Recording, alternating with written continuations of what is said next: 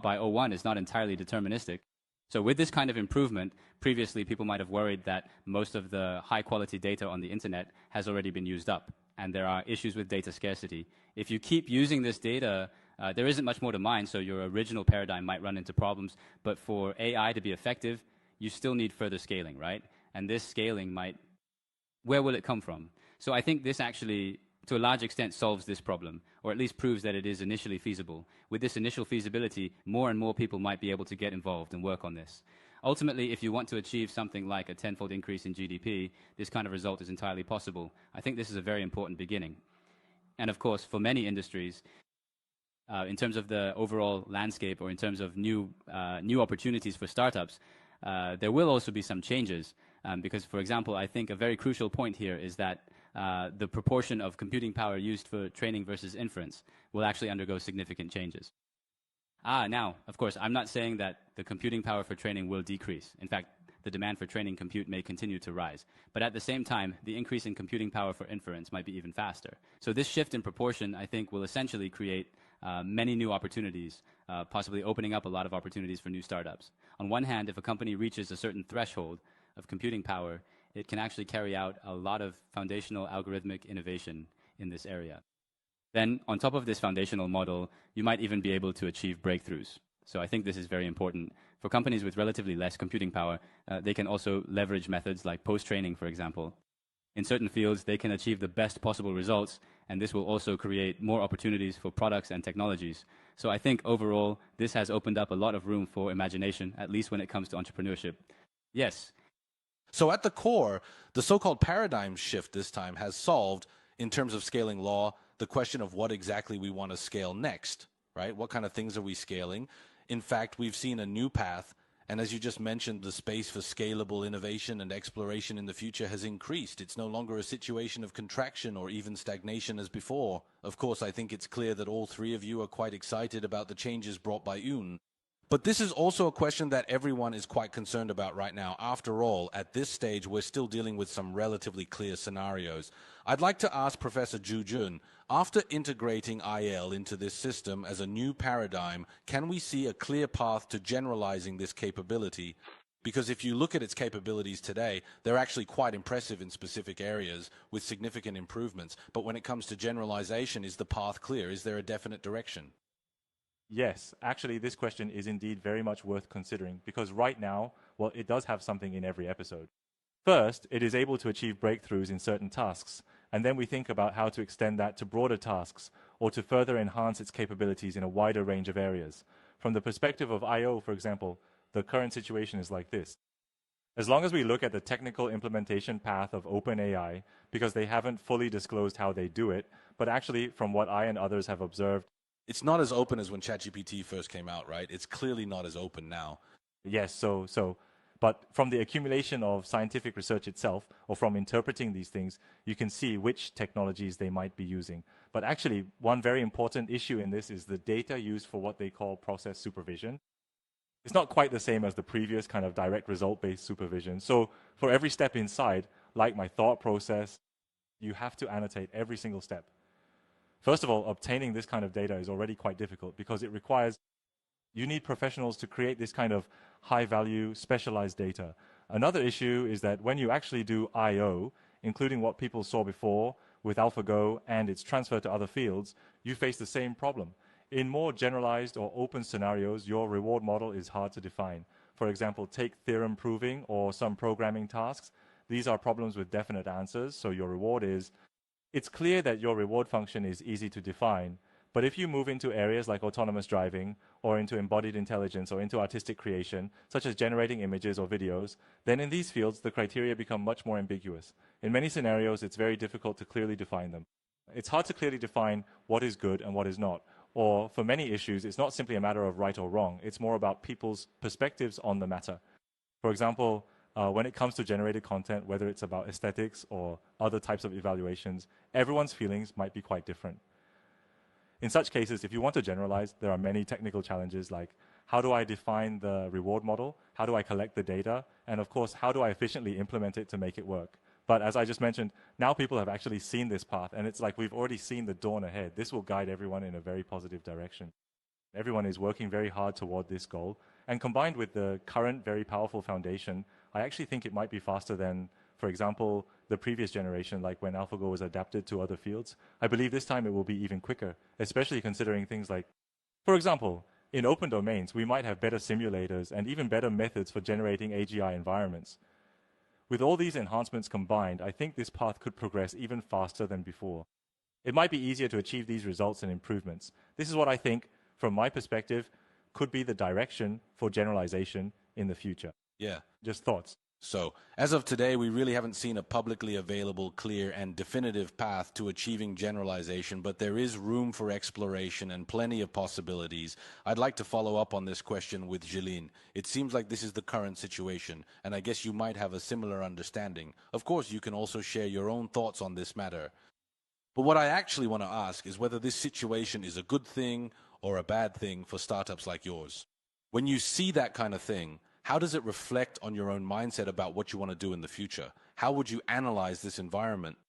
I think this is actually a great opportunity because, well, it means you have a new technological variable, a new technological dimension. Of course, we may have already invested in this to some extent before, but now it's likely to become even more of a central theme. And under this theme, I think there are actually a lot of these new opportunities. On one hand, as Professor Zhu just mentioned, there's the issue of how to generalize. On the other hand, it's not just about generalization. There may still be some fundamental technical problems that haven't been fully solved in this process, right? Because at the underlying level, you might need to scale both training and inference at the same time. Yes, that's right, but there are probably many properties here that I think maybe haven't been fully explored yet, even today, and this includes the issues just mentioned in the process, such as those related to supervision. Some hallucinations that occur in the middle can also greatly undermine its effectiveness. So I think all these issues are really worth studying, but if we can do a good job with them, then in fact we can take many of our current capabilities to the next level. So as I just said, for us there may be more opportunities for breakthroughs through this kind of fundamental innovation. Actually, having uncertainty is a good thing, right? That is, having a clear direction but an uncertain path is actually beneficial for startups. Otherwise, there wouldn't be any opportunities for startups at all. Now, let me come back to Daxon here. Just now, Zhilin also mentioned a point just now, and I think it's a very interesting question. In the past, when we talked about algorithms, computing power, and data, these three always seem to form a key triangle when discussing AGI, right? This time, it seems there have been some paradigm shifts at the algorithm level. So conversely, when it comes to computing power and data, how will this triangle trigger a chain reaction? Could you help us reason through this? Yes, I think this chain relationship, the iron triangle of algorithms, computing power, and data, has not changed. R is indeed a change at the algorithmic level. So what is the result for computing power? I think one thing is certain, another is very likely to be certain, and there is one more that I am currently unsure about. One thing that is certain, as both of you just mentioned, is that on the inference side, the demand for computation will definitely increase exponentially. This is what OpenAI referred to as test time scaling in their blog. At the same time, the requirements for inference chip capabilities have definitely increased as well, because it's easy to imagine that behind OpenAI's O1, they are probably using H100s for inference. Each question often takes more than 10 seconds, sometimes even dozens of seconds, to process. So if we want to speed this up, the requirements for inference chips will also increase.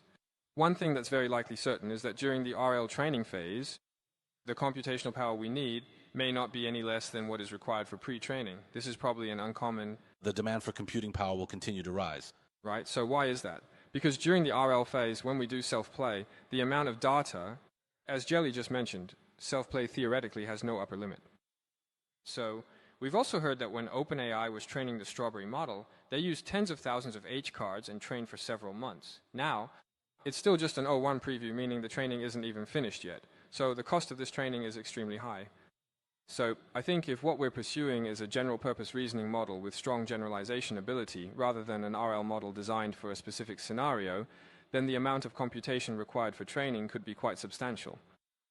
Another thing I'm not quite sure about is whether during self-play we need to further scale up the parameters of the main model we're using in order to generate better reasoning paths. Because right now there's a common viewpoint that after GPT-4 reached the 1 trillion parameter scale, further scaling its parameters leads to diminishing marginal returns. But if this RL method acts as an amplifier and can double your gains, then perhaps the overall ROI becomes positive again. So this is something that's still uncertain and can be left for future verification if this conclusion turns out to be true. then the growth of computing power returns to a squared dimension because the amount of computation equals the number of parameters multiplied by the amount of data. So my feeling is that whether it's for inference or training, the demand for computing power brought by RL is increasing. Right. And as for the data side, as just mentioned, at the I/O stage, there are actually two types of data. One is a small amount, there's artificially synthesized data, and the second is massive amounts of self-play, which is machine-generated data. The volume of data can be huge, but the quality of the data is extremely important. So how you design the algorithm to generate this data, as well as the capability of the main model you use for self-play, becomes very critical. I think just now everyone actually did a great job breaking down some of the paradigm shifts brought about by O1. But I also think that all three of you here today are entrepreneurs. You are all working on your own respective companies with your own teams moving forward. Actually, let's reason a bit further. I'd like to ask Zhilin, since Kimi is a product that has attracted a lot of attention this year and has developed very well, what do you think about this new wave of changes in AI? How do you think it will affect products going forward? What kind of chain reactions do you think AI-related products will bring about? Could you help us reason through this as well? When you see these changes, what goes through your mind about how they will unfold? Yes, that's a very good question. I think we're actually still in the early stages of this industry's development. And in the early stages of industry development, I think one characteristic is that products are still more technology-driven. So a lot of the time when developing products, you look at how current technologies are evolving and then try to extract the maximum value from them. So I think this question is, first of all, very good. That is to say, perhaps based on these new technological advances, we can then work backwards to figure out what changes our products should make now. Therefore, regarding the current pace of technological development, I think there are a few points here. First, I think there are many opportunities to explore new PMFs, because PMF here refers to the balance between two things. On one hand, the need to build such systems and the corresponding considerations actually lead to increased latency. This increase in latency is a negative experience for users, right? Because every user hopes to get results as quickly as possible. But on the other hand, it does provide better output, allows for better results, and can even accomplish more complex tasks. So I think the process of generating or exploring this new PMF is really about finding a balance between the increased latency, which leads to a decline in user experience, and the higher user value brought by the improved quality of the final results. You need to ensure that the incremental value outweighs the loss in experience. I think this is very important. So in this context, I believe there are some scenarios with even higher value. Especially in productivity scenarios, I think there will probably be some breakthroughs first, because if it's an entertainment scenario, it's likely that people will find it hard to tolerate this kind of increased latency. So that's what I think. Another important point is that I think the form of products may also undergo some changes. Maybe because you've introduced this kind of thinking paradigm, the current synchronous, real-time, chat-like product forms might also change to some extent. Because in the future, my AI might not just be like now, where it thinks for 20 or 40 seconds. In the future, it might need to think or call upon various tools. It might be performing tasks that take minutes, hours, or even days. So in terms of product form, it might become more like a person, more like a true assistant or aide who helps you complete tasks step by step. I think the design of product forms in this area could also change significantly. So I believe there's a lot of new room for imagination here.